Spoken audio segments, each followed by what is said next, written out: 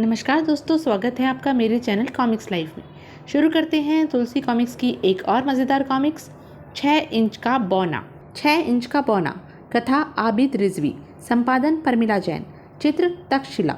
Doctor Shams बर्नी एक अनोखा आविष्कार कर रहा था, मुर्दे को जिंदा करने का आविष्कार। उसे अपने इस प्रयोग में काफ़ी सफलता भी मिल चुकी थी। आज मुझे एक और सफलता मिली, मुर्दे के शरीर में सांस लौट रही है। सिस्टर डिसूजा भी डॉक्टर बर्नी की सफलता पर प्रसन्नता से भर उठी। आपकी सफलता आपके विरोधियों के मुंह पर तमाचा होगी सर। आह, हेलो, कैसा महसूस कर रहे हो? मैं कहाँ हूँ? आप कौन हैं? डॉक्टर बर्नी का संकेत पाकर नर्स ने उसके जिस्म से सिरिंजें अलग कर दी। मुझे अपना दोस्त समझो, बताओ कैसा महसूस कर रहे हो? हर ओर सन्नाटा, खामोशी। डॉक्टर ने प्रसन्नता के साथ नर्स डिसूजा को चार्ट भरने का इशारा किया। सोच समझ सकता है। क्या मैं बच गया? मुझे क्यों बचा लिया गया डॉक्टर? मैं तो मर जाना चाहता था।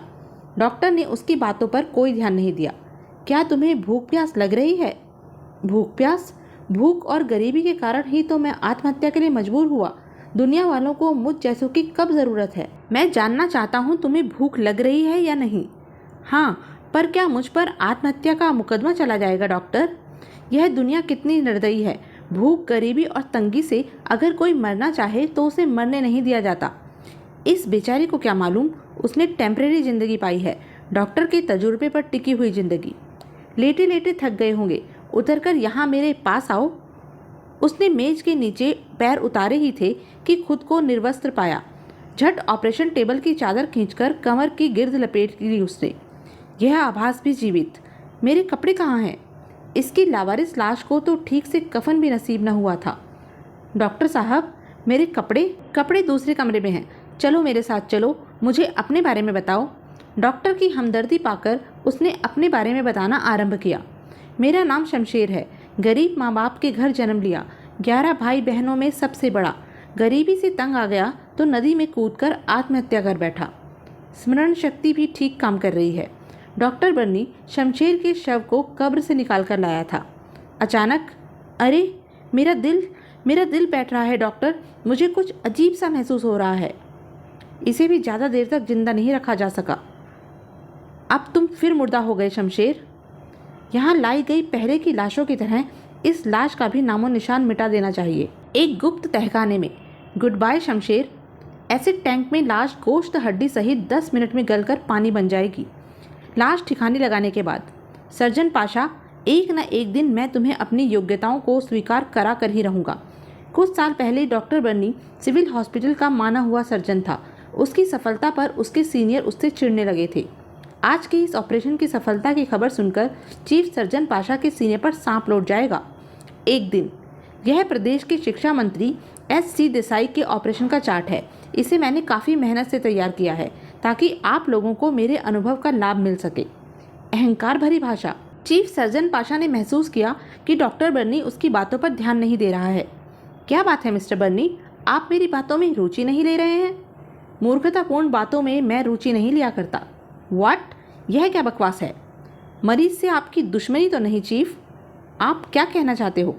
आपने मिस्टर देसाई के लिए मेजर ऑपरेशन का जो प्रोग्राम बनाया है वह बकवास है। ऑपरेशन की बजाय रीढ़ की हड्डी से गंदा पानी निकाल दिया जाना कहीं बेहतर है। तुम्हें अभी ऐसे नाजुक मामलों का तजुर्बा नहीं। क्या अब मुझे तुमसे सीखना पड़ेगा mister surgeon Pasha? Get out, I say get out. मैं इस बदतमीजी के खिलाफ सख्त एक्शन लूँगा। तुम सब गवाह रहना। मुझे तुम्हारे एक्शन की परवाह कब है सर्जन पाशा? उसके अशिष्ट व्यवहार की जांच हेतु विभागीय कमीशन बैठा। डॉक्टर बर्नी की आशा के अनुरूप मंत्री देसाई की ऑपरेशन में मृत्यु हो गई थी। ऑपरेशन सर्जन पाशा के हाथों हुआ था। बर्नी ने उस ऑपरेशन के संबंध में न केवल देश के बल्कि विदेश के एक्सपर्ट सर्जनों की राय मालूम कर दी थी। यह है वो रिपोर्ट जो इस बात को साबित करती है कि मिस्टर देसाई की मौत गलत ऑपरेशन से हुई। समाचार पत्रों में इनकी कॉपियाँ छपने हेतु मैंने अभी नहीं दी हैं। आप ऐसा नहीं करेंगे मिस्टर बर्नी? बिल्कुल नहीं करूँगा, क्योंकि स्वास्थ्य विभाग की प्रतिष्ठा बचाना मेरा कर्तव्य है। इसने देसाई की मृत्यु के मामले में पूरा स्कैंडल बम बनाकर रख रखा है। इस मामले में सहयोग कर आप समझदारी का परिचय देंगे। क्यों नहीं, आपसी सहयोग पर ही यह संसार चलता है। आखिर इंक्वायरी कमीशन और बर्नी के बीच खामोशी के साथ एक समझौता हुआ। हम इस नतीजे पर पहुंचे हैं कि आपके विरुद्ध की गई हर कार्यवाही वापस ले ली जाए। बदले में आप देसाई के ऑपरेशन का स्कैंडल नहीं बनाएंगे। Thanks sir. Bernie duty join करने हॉस्पिटल पहुंचा तो किसी को आभास न था कि वह कुछ देर बाद ही एक धमाका करने जा रहा है। मेरा इस्तीफा हर किसी को चौंका देगा। काफ़ी सोचने समझने के बाद मैं इस निष्कर्ष पर पहुंचा हूं कि मूर्खों के साथ अब आगे भी काम कर पाना मेरे लिए असंभव नहीं। सुपरिटेंडेंट ने काफ़ी समझाने का प्रयास किया, पर बर्नी अपने इस्तीफे के फैसले पर अडिग रहा। यदि 2-4 दिन बाद भी निर्णय बदल जाए तो मुझे बता देना। हमदर्दी के लिए धन्यवाद सर। मेरा निर्णय बदलेगा नहीं। इन मूर्खों को मालूम नहीं कि बुजुर्गों द्वारा छोड़ी गई करोड़ों की संपत्ति का मैं मालिक हूँ।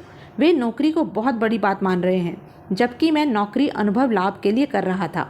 नौकरी से त्याग पत्र देने के बाद डॉक्टर बर्नी ने वीरान जगह पर बनी अपनी एक कोठी को प्रयोगशाला का रूप देना आरंभ किया और किसी को कानों कान खबर न होने दी कि वह क्या कर रहा है।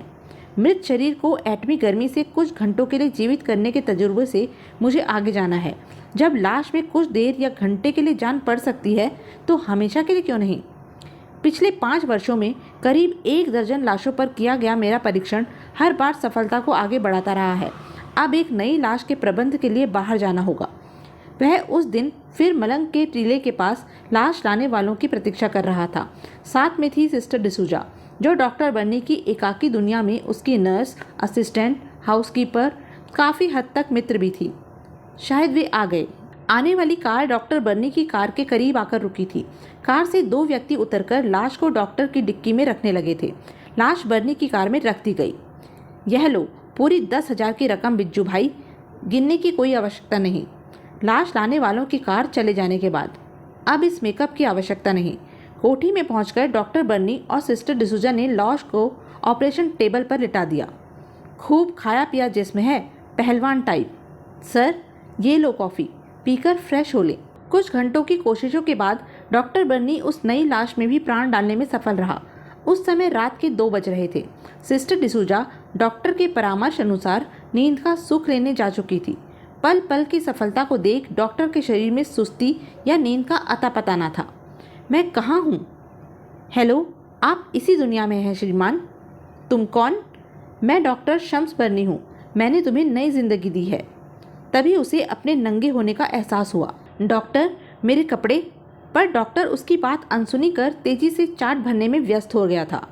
मैं कहता हूँ मेरे कपड़े क्यों और किसने उतारे? डॉक्टर मेरी बात का जवाब क्यों नहीं देते? डॉक्टर के ध्यान न देने पर उसने झटके से चादर खींची और उछाल मारकर ऑपरेशन टेबल से नीचे आया। तुम शरीफों की भाषा समझने वाले इंसानों में नहीं दिखते। देखना मैं किस तरह तुम्हारे कपड़े उतार लेता हूँ। सचमुच कहीं ये ऐसा ही ना करने लगे। और जो संदेह था वही हुआ। बोलो, मेरे कपड़े कहाँ हैं और तुम कौन हो? अरे छोड़ो, यह क्या बदतमीजी है। मैं बता चुका हूँ मैं डॉक्टर बर्नी हूँ। और कपड़े? स्टूडेंट लाइफ में बॉडी बिल्डर रहा हूँ। बताओ मेरे यहाँ कैसे घुसे और मेरे कपड़े उतारने का साहस कैसे किया? उफ, यह तो प्रॉब्लम बन गया। बर्नी अपनी सूझबूझ पर डटा रहा। ध्यान दो, यह मेरी प्रयोगशाला है। इसे अपना घर कैसे समझ रहे हो? बर्नी के हाथ पर उसकी पकड़ ढीली पड़ी। हाँ, यह प्रयोगशाला मेरी नहीं और कोठी भी मेरी नहीं दिखती। क्या तुम मुझे अपहृत कर लाए हो? मुझसे क्या चाहते हो? मित्रतापूर्ण व्यवहार, शांत वातावरण में बातचीत। पहले अपने बारे में बताओ। मित्रता हर राह चलते से नहीं हो जाती। मैं एक वैज्ञानिक हूँ। चलो मान लिया तुम वैज्ञानिक हो, पर मैं किस तरह यहाँ पहुँचा? अपने बारे में ध्यान दो, सब कुछ याद आ जाएगा। मेरी स्मरण शक्ति हमेशा ठीक रही है। मैं प्रोफेसर बाकर हूँ। यह प्रयोगशाला काफ़ी शानदार है डॉक्टर। प्रोफेसर बाकर, विख्यात वैज्ञानिक।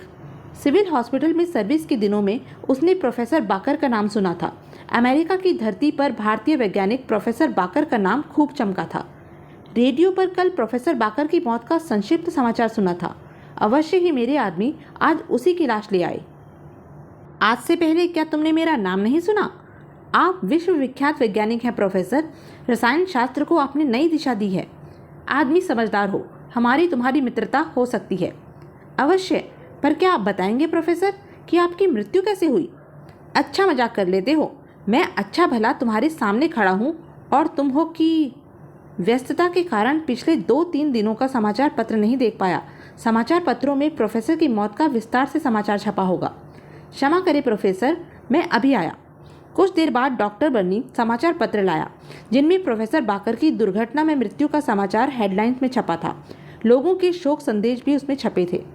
लीजिए, समाचार पत्रों में आपकी मृत्यु का समाचार काफी विस्तार से छपा है प्रोफेसर। अत्याधुनिक प्रयोगशाला। समाचार पत्रों के अनुसार वह कोई रहस्यमय प्रयोगशाला में प्रयोग करते हुए जहरीली गैस का शिकार हो गया था। अरे हाँ, मैं तो अपनी प्रयोगशाला में था। प्रयोग करते समय गैस की ट्यूब मेरे चेहरे के करीब फटा था। वह गैस जानलेवा थी। महान आश्चर्य, मैं जिंदा हूँ। यह मौत के बाद की जिंदगी है। व्हाट? क्या तुम मुझ जैसे इंसान को यह जताना चाहते हो कि मैं मरकर परलोकवासी हुआ और तुम नरकदूत मेरे साथ हो? मुझे इस किस्म का मजाक पसंद नहीं। मेरी पूरी बात सुने बगैर आप कुछ भी ना समझ सकेंगे प्रोफेसर। जल्दी सुनाओ। डॉक्टर बर्नी ने उसे बताया कि किस तरह उसने सिविल हॉस्पिटल की सर्विस छोड़ी, किस तरह मृत शरीर में एटमी गर्मी दौड़ाकर वह उसमें प्राण डालने का प्रयोग कर रहा है। मेरे किराए के आदमी इस बात को जाने समझे बगैर कि तुम कौन हो, तुम्हारी लाश कब्र से उखाड़कर मेरे पास ले आए। मैंने अपने प्रयोग से तुम्हारे मृत शरीर में नया प्राण फूंका। तो यह थी अब तक की कहानी। आगे की कहानी जानने के लिए बने रहें मेरे साथ। और हाँ, मेरे चैनल को लाइक, शेयर और सब्सक्राइब करना ना भूलें। धन्यवाद।